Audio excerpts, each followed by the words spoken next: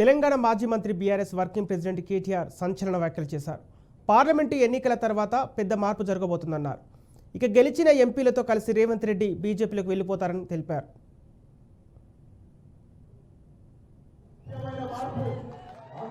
Parliament ఎన్నికల తర్వాత తెలంగాణలో కూడా తప్పకుండా రాజకీయంగా చాలా మార్పులు జరుగుతాయి. అందులో ముఖ్యమైన మార్పు అతిపెద్ద మార్పు ఏంటంటే నెంబర్ 1 జంపింగ్ స్టార్ ఎవరంటే ఇదే రేవంత్ రెడ్డి బీజేపీ గుర్తుపెట్టుకోవాలనే మాట నేను విజ్ఞప్తి చేస్తా ఉన్నా.